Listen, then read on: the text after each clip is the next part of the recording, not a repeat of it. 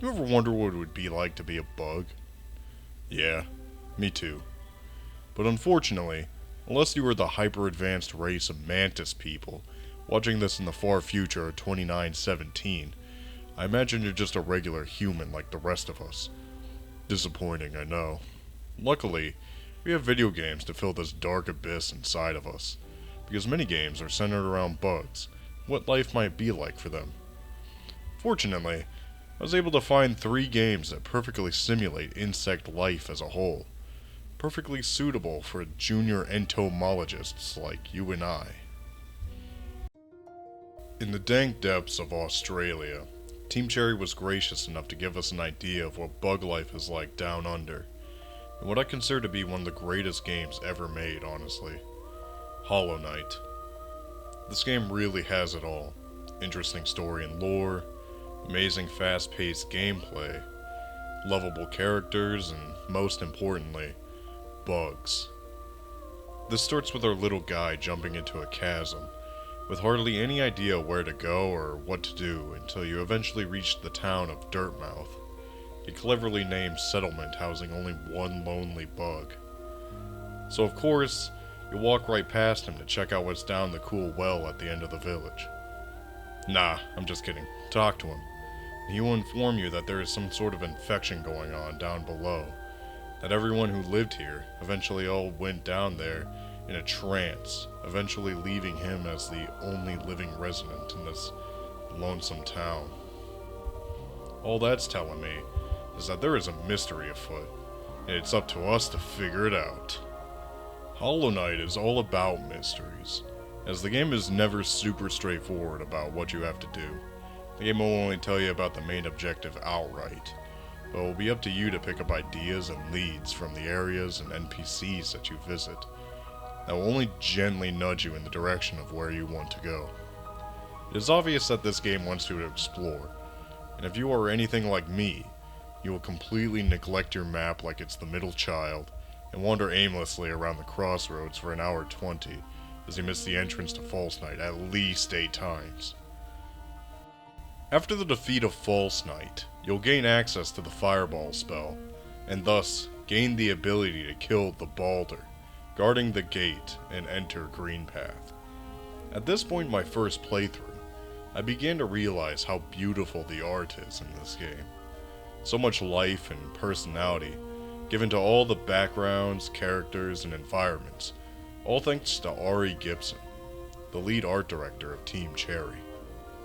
The art is also extremely helpful for discerning details from the levels, like, for example, this girl with the white mask and red dress, standing out very clearly against the blue and green background, is probably an important character, and you should follow her.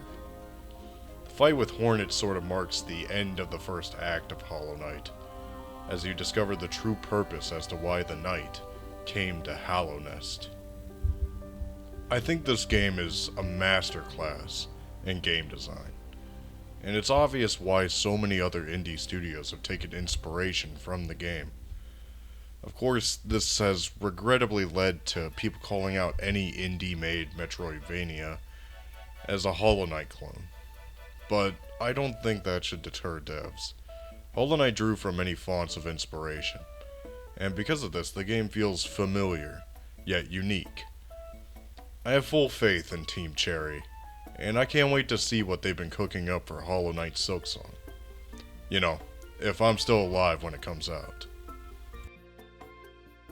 With bug life being pretty crazy over in Australia, you have to imagine what it would have been like all the way across the world in South America.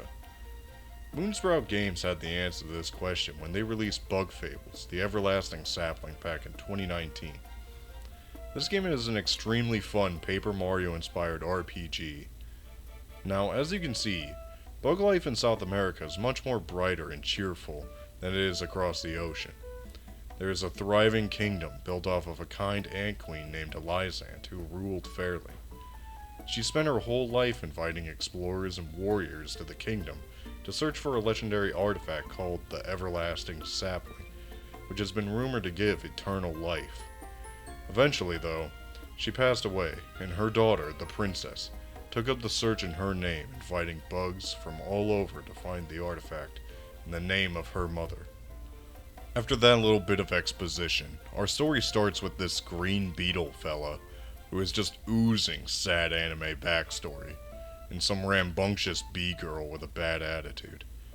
These two join forces to become an explorer team to go and check out the mysterious Snake Mouth Cave, named as such because it looks like a snake's mouth. After falling for a very obvious bait and getting stuck, they encounter a blue moth guy trapped in the web of a spider who attacked them. This guy is Leaf.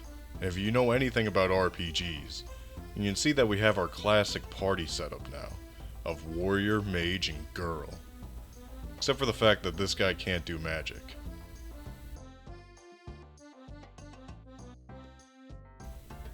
Oh wait, he can? Thank God.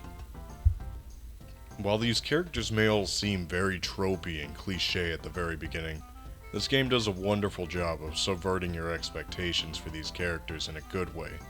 As with all three of our main protagonists, they still maintain elements from their cliches and tropes, but feel very human.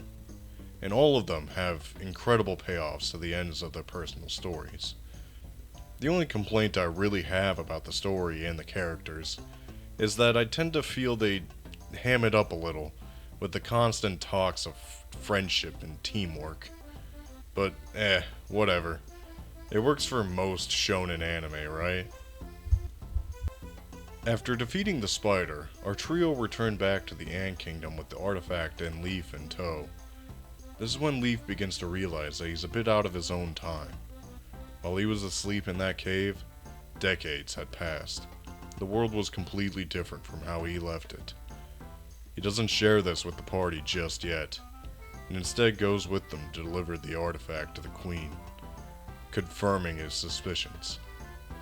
Act 1 ends with Leaf sharing this information, and the fears he has about his new Queen, and what exactly happened in that cave.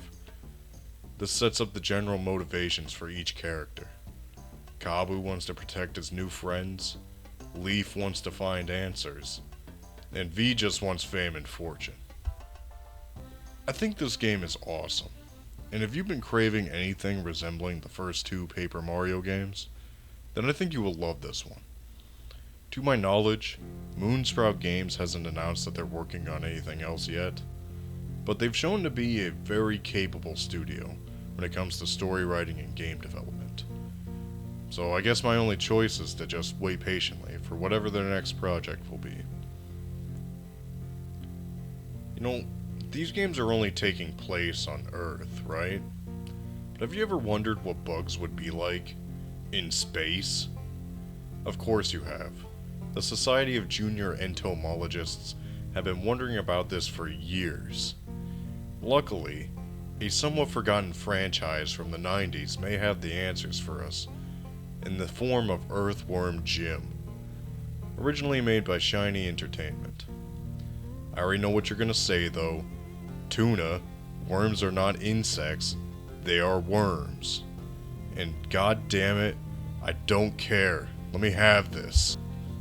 This game is a bit of a weird story, in which you are a worm who had a robotic suit fall on you, thus giving you the powers of a superhero. After overhearing some comms from the suit, Jim hears about a princess what's-her-name, and drops everything in the hopes of meeting her. Earthworm Jim is an extremely absurd piece of work, with many inspirations drawing clearly from other absurdist media, like Monty Python and The Hitchhiker's Guide. I think because of this, the humor in this game has aged extremely well. And, side note, just a little bit, the bit about launching the cow at the very beginning of the game is pretty fucking genius. In terms of gameplay, I don't think it's really anything special, as during that time we already had everybody making a million platformers, trying to capitalize on the explosion of Sonic and the very many other mascot characters that were coming out at the time. What made this game unique though, and stand out from the others, was the zany nature of it, and its odd sense of humor, that wasn't afraid to get a little PG-13. Sadly, though, Earthworm Jim fell to the fate of many of these other mascot characters and died in 1999 after an ill-advised 3D entry that killed the franchise. I don't think we will ever see an Earthworm Jim 4, as it seems many people just want to pick up the product and then drop it immediately. I mean, there was supposed to be one back in 2008 that they canceled, and then there was supposed to be another reboot that came back in fucking 2019, 2020, that also got canceled. And I don't think I really want to see one either. I think it's just a series that's better left in people's nostalgia. But hey, you never know. I mean, Battletoads got a reboot that nobody played, so why can't Earthworm Jim get a reboot that nobody plays? As a junior entomologist, I'm sure you've had some of these same burning questions like I did. And well, I hope I was able to answer a few of them. If you have any other burning questions, I'd appreciate if you directed them to my email, iheartentomology@gmail.com. Anyway, that'll be all for me. Have a great day and thanks for watching.